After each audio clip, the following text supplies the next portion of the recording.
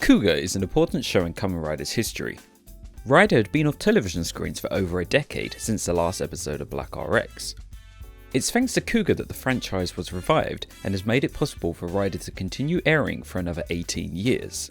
While we wanted to talk about the show itself, getting Kuuga from the page to the screen was such a big and interesting journey. And what happened there still directly influences the series to this day, helping us to comprehend what Heisei Rider is. Let's start by talking about the staff responsible. There had been plans to bring back Rider since 1966. One of the main driving forces of that revival was Toei producer Shinogori Takatera, who had first worked on Kamen Rider Black as an assistant producer, sub-producer from episode 15 of Kaku Ranger, and continuing on through Car Ranger, Mega Ranger, and Ginga Man as chief producer. Takeyuki Suzuki was also involved, having been a producer at Toei since 1975 up until Magi Ranger. He helped support Takatera with Kuuga from episode 13, but also worked in production as well. Writer Naruhisa Arakawa was brought on by Takatera as both of them will work together on the aforementioned Sentai shows. Takatera would work with the editor of Tokusatsu magazine Uchusen, Shinji Oishi, to outline the main story. Despite still being a student at the time, Takeyu Abe was appointed as the designer, who constructed the Grongi language symbols as well as the base design for the Grongi themselves. This ultimately conflicted with his school duties and he decided to step away from the project, and the remainder was done by designers at Plex, the company responsible for the creation of Heisei Rider suits. Kamen Rider, at the time, was remembered as the hero show that you may have watched as a kid, but was quickly being forgotten as a thing of the past. It would be brought back to the limelight in an unlikely way. In 1997, Sega debuted a character, Segata Sanshiro, to promote the Sega Saturn console. Sanshiro was portrayed by Kamen Rider Ichigo's Hiroshi Fujioka. The character was extremely well received in Japan, and in large chunks was thanks to this character that the console was made a success within the home market. As a byproduct, Rider became a much talked about topic every time Fujioka's name was brought up in the media. Also, Rider figures and toys were prizes in a number of UFO catch machines in game centres throughout Japan. 1998 also saw the release of the PlayStation 1 game based on the original series produced by Namco. Most notably, it brought back all the original actors to reprise their voices. Not only that, but in 1999, Calbee started reproducing their Kamen Rider Chips Potato snack line, which was hugely profitable in the early 70s with kids desperate to get their hands on all the limited edition trading cards that resided within. If you were lucky enough to get all the rare ones, the original cards now go for sky-high prices that you wouldn't imagine. Producers Suzuki and Takatera admitted that due to many of these reasons, it caused a sudden resurgence of interest and was what gave birth to the revival of Rider. Toei aimed at being broadcast on the TBS channel at 6 PM Saturday primetime slot.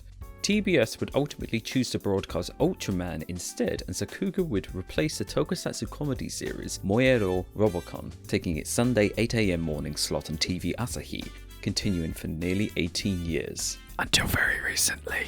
TV Asahi were initially reluctant to take Rider back on, fearing the brand looked old-fashioned and that there was no new stories to be told. There was also a mindset of moving away from the Kaizo Ningen, i.e. the cyborg hero that populated the Showa period. Real-world medical operations had advanced so far in that time that surgery and medical transplants had become commonplace and were no longer limited to the realms of science fiction.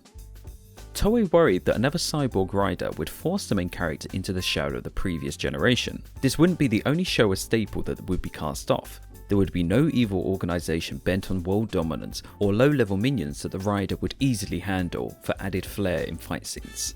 Kuuga would go through many proposals, the first two being Kamen Rider Cross V and Kamen Rider Kawakami, where multiple riders would appear. Kawakami had a wildly different concept, conceived as a private detective and cop buddy show that shared beats from a nighttime show like Nighthead, with a hard mystery adult story. Upon deciding that it would be a single rider show, the form change element was finalised. A different plan with the title Kamen Rider Gaia was proposed, but this was shot down for fears that it would contest with Ultraman Gaia that started airing in 1998. One of Takatera's plans was for Kamen Rider Guardian, a much more clear hero-esque story which conformed more to what the head companies were expecting of. However, it was almost entirely discarded, but the one remnant that would remain to the final show was the character Yusuke. Ishinomori's productions outlined Kamen Rider Otis with a much more horror movie traffic premise, but was instructed to reconsider this move in direction. However, this would push Takatera to review what Kuuga should be down a much more dramatic road.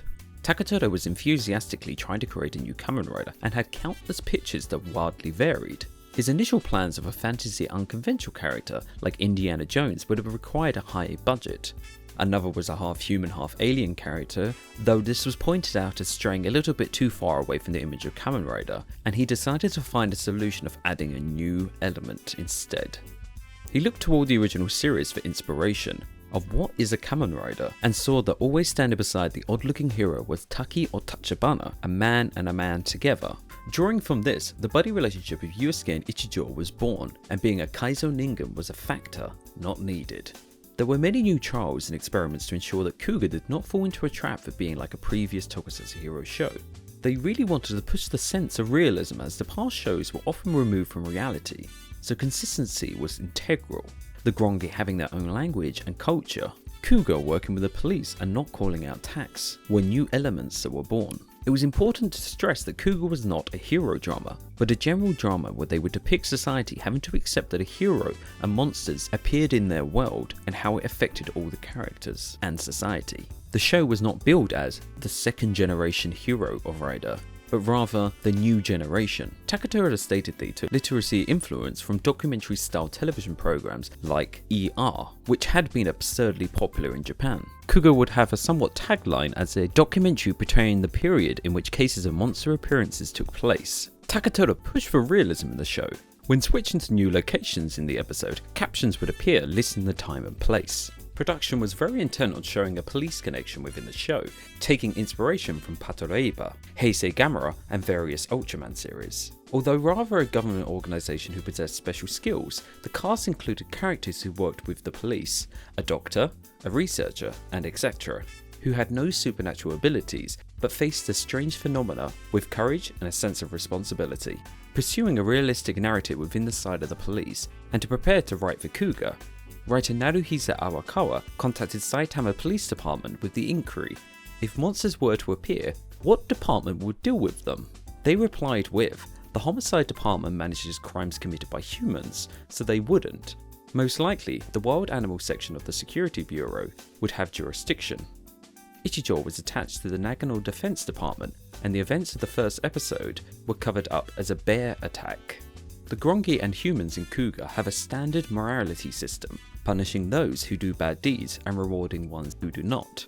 The Grongi themselves do not conform to a hierarchy organisation akin to Shocker. It had only been a number of years since the deadly Tokyo subway sarin attack in 1995 by the Japanese doomsday cult Aim Shinrinko, and production was deemed not to remind viewers of this event. The Grongi suits were expensive. For budgetary reasons, the action scenes were reduced. This is why many of the Grongi scenes are primarily in human form. That said, many of the monster suits had two types, one used for close-ups, and the other for action that could be roughed up. Because the show was going to be broadcast in high definition, the suit quality and the makeup needed to be a higher quality than what came before. The suits were made of a rubber material that was a tight fit on the suit actors to avoid creases. However, this meant that the suit actors would have to get their fittings for every new suit. Loincloth was used for the joints for more movability. However, this was prone to creases, and so designers themselves had to take this into account. This method would also be taken over to the following show, Kamen Rider Agito. In order to accentuate the contrast of muscles in both interior and exterior shots, they applied overlapping layers of paint onto coloured latex.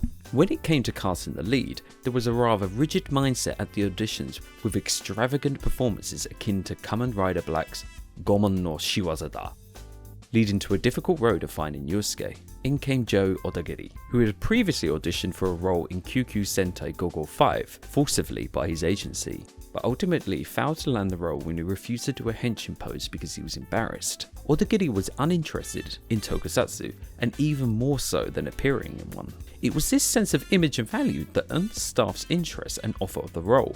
Odagiri had planned to refuse it, but producer Takatoda spoke to him frankly. "It's not that, Kamen Rider. I want to do something different and I want you to lend me a hand," which persuaded him. That said, originally, Shingo Katsurayama had been cast as Godai, but upon reading the script, he grew fondness for Ichijo and requested that he was put in that role instead. The day finally came, and the first episode of Kuuga was broadcast on January 30th, 2000. As of recording, there's been 18 years since that time, and there have been a whole 18 new shows with the title Kamen Rider. Despite whether or not they refer to that label or not, full of incredibly diverse heroes of a variety of ages and backstories, although not quite as virtuous as others. Motifs that are worlds apart from one year to the next, technology, and to that is firmly rooted in Japanese folklore. Rider kicks that range from plausible to outright ludicrous. Motorcycles that they ride in to save those in need, and those who drive down their own path. Monsters of simple colours with animal designs, to bright, wacky shaped ones like burgers. Stories that excite you and have you on the edge of your seat every week, whereas some will just leave you broken. They'll teach you life lessons about friendships and trusting in others, and how doing bad deeds for what you think is right will crush you under the weight of their burden. They'll be there for you in dark times and protect your hope, and lift your spirits and inspire you to an unlimited potential future. Kuuga started off the new age of Kamen Rider, and it was thanks to all the staff and cast for their efforts that it has continued for nearly 2 decades. Those that carry on its legacy will surely build onto that format and go further than we can possibly imagine. Whew. Thank you for watching, everybody. I hope you really enjoyed that. That has been our video about Kamen Rider Kuuga. We've got plenty of other videos about different shows, as well as interviews, event coverage, all subtitled in English. If you can, please comment and subscribe. Thank you so much.